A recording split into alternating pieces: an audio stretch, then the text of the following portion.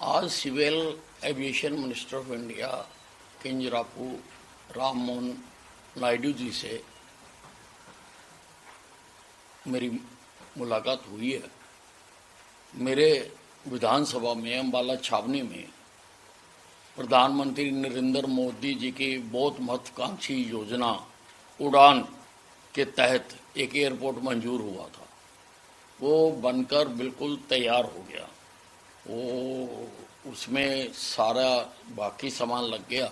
जो security equipments हैं वो एविएशन वालों ने लगाने होते हैं, तो उसी के लिए मैं मिला था कि वो लगाए जाएं और लगाते ही हम जल्दी उड़ान शुरू कर देंगे। मैंने उनको न्योता भी दिया है कि आप आकर वहाँ से हमारा एयरपोर्ट का उद्घाटन करें। क्या भरोसा दिलाया गया? नहीं, बिल्कुल उन्होंने कहा, उसी वक्त स्टाफ बुलाकर उन्होंने कह दिया था कि इमीडिएटली जो सारी फॉर्मेलिटीज हैं वो हम पूरी करते हैं।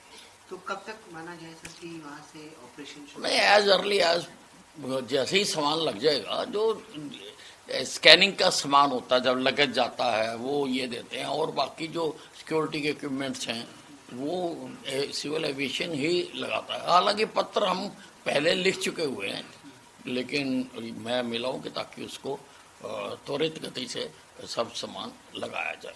सर, एक आज बड़ा सम्मेलन है बिजली मंत्रियों का। सभी राज्यों के लिए जो बिजली मंत्री हैं वो दिल्ली पहुंच रहे हैं। हाँ जी, हाँ जी, हाँ जी। किस तरीके का सर सम्मेलन है? क्या प्रदेश के को लेकर बातचीत होगी बिजली संबंधित? नहीं, उसमें सारा जो बिजली की जो लागत है उसको कम करना और जनरेशन बढ़ाना आदि मुद्दों पर चर्चा होनी है। उसमें मेरे अधिकारी गए हैं, मुझे कहीं और जाना है, इसलिए मैं उसमें नहीं जा रहा हूँ।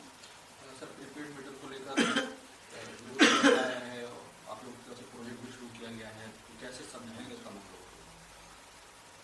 ये अब जो स्मार्ट मीटर आ गए हैं जिनको हम लगाने जा रहे हैं और उनके टेंडर भी हो चुके हुए हैं, उसमें प्रीपेड की भी सुविधा है कि लोग जितनी बिजली खर्चनी है उतनी ला के उसमें जैसे मोबाइल में डालते हैं मोबाइल चलाने के लिए, उसी प्रकार से है। पोस्ट पेड का भी है, लेकिन लोगों से चॉइस मांगी जाएगी कि वो प्रीपेड लगाना चाहते हैं या पोस्ट पेड लगाना चाहते हैं। सर, कांग्रेस पार्टी खाद की समस्या को लेकर बड़ा इश्यू बना रही है। हुड्डा साहब ने भी इस मामले को उठाया है, क्या कहना चाहिए? नहीं, खाद का सारे प्रदेश में ठीक वितरण हो रहा है और जैसे जैसे आवश्यकता हो रही है वो और हम मंगवाते जा रहे हैं। और हुड्डा साहब का तो अब क्या करें, वो आपने हरा के वो घर बैठ गए, अब बोलें भी ना, ये तो नहीं हो सकता ना। वो तो दावा कर रहे हैं कि हमारे बराबर के हमें वोट मिले हैं और सत्र भी जो विधानसभा में बुलाया गया है, इसलिए 3 दिन में बुलाया गया, वरना किसान घेर लेंगे। सर, विपक्ष जो है वो सेशन बढ़ाने की मांग कर रहा है। आप देखिए, हुड्डा साहब को बोलने से पहले अपने बारे में सोचना चाहिए। जब इनकी सरकारें थी, क्या कभी शीतकालीन सत्र इन्होंने लंबे चलाए? मैं तो 7 बार का विधायक हूँ, सारे मुख्यमंत्रियों के कार्यों को मैंने देखा, सारों के। तो वो ठीक है, बोलने के लिए बोल रहे हैं, बाकी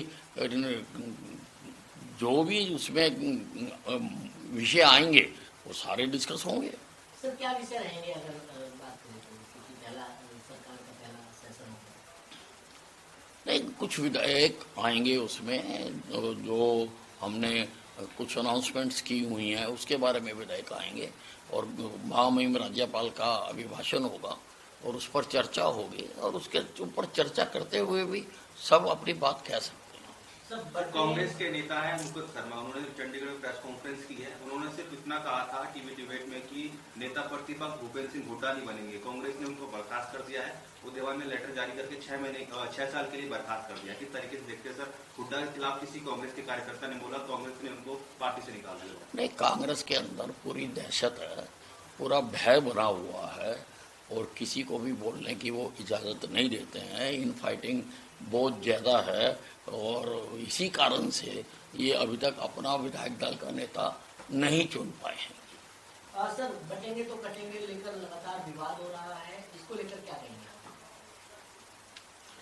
देखिए, प्रधानमंत्री नरेंद्र मोदी जी ने बहुत अच्छी बात कही है कि एक रहेंगे तो सेफ रहेंगे, और ये तो बहुत अच्छी बात है। देश अगर एक रहता है, मजबूत रहता है, तो सेफ रहेंगे। उसी आधार पर ही वो बात है, किसी जाति धर्म का तो नाम वो नहीं ले रहे, वो तो इकट्ठा रहने के लिए बात कर रहे हैं ना, वो किसी जाति धर्म का नाम तो नहीं ले रहे।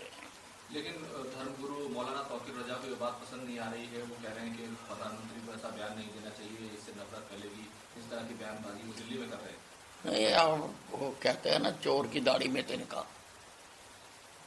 किसी का नाम तो लिया नहीं है योगी जी ने, किसी धर्म की बात नहीं की है।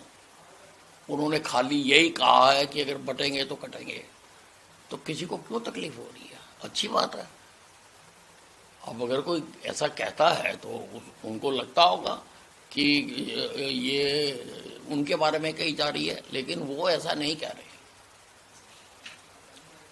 ठीक है, थैंक यू। बस पूछ लो। अध्यक्ष मल्लिकार्जुन खड़गे वो इशारों में उत्तर प्रदेश के मुख्यमंत्री योगी आदित्यनाथ का निशाना साध रहे हैं कि गेरुए कपड़े पहनते हैं, सर पे बाल नहीं होते और धर्म की बात करते हैं, जातिवाद फैलाने की बात करते हैं। उन्होंने एक नसीहत भी दी है योगी आदित्यनाथ को, यदि आपको राजनीति करनी है तो सफेद कपड़े पहनिए, वरना बीजेपी हाईकमान से उन्होंने अपील की है, रिक्वेस्ट की है कि ऐसे नेताओं को राजनीति से मतलब हटा देना चाहिए, उनको खुद ही राजनीति से अलग हो जाना चाहिए यदि उनको साधु बनना है। कांग्रेस हमेशा हिंदू विरोधी रही है। हिंदू संस्कृति, हिंदू संस्कार, हिंदू विचार का हमेशा इन्होंने विरोध किया है। भगवा वस्त्र हिंदुइज्म में बहुत पवित्र पावन वस्त्र माना जाता है, और भगवे का विरोध करना ये उचित बात नहीं है। दिन जब चढ़ता है तो आकाश में भगवा रंगी नजर आता है। मुझे लगता है कांग्रेसी देर से उठने के आदी हैं, उन्होंने कभी सूरज चढ़ते हुए देखा नहीं है। देर से उठने के आदी हैं तो नहीं, ये देखिए, ये इस प्रकार से कहना मल्लिकार्जुन खड़गे जी का किसी भी प्रकार से उचित नहीं है। सर, महाराष्ट्र और झारखंड में चुनाव है, वोटिंग नजदीक है, क्या लगता है सर किस तरीके का माहौल दोनों राज्यों में देखते हैं? क्योंकि हरियाणा से भी कई बड़े नेता प्रचार के लिए अलग अलग राज्यों में जा रहे हैं सर, महाराष्ट्र और झारखंड। देखिए, महाराष्ट्र हो या महाराष्ट्र हो या झारखंड हो, जहां जहां भी चुनाव होंगे वहां से भारतीय जनता पार्टी जीतेगी, क्योंकि नरेंद्र मोदी जी ने राजनीति की दिशा बदल दी। जिस प्रकार से पुराने चुनाव होते रहे, पुरानी पार्टियां, पुराने लीडर वादे नारे घोषणाएं करके लोगों की वोटों को हरते रहे, मोदी जी ने विकास की राजनीति शुरू की है। मोदी जी ने कहा है कि 2047 तक विकसित भारत बनाएंगे। आज से पहले तो कोई प्रधानमंत्री सोच नहीं सका।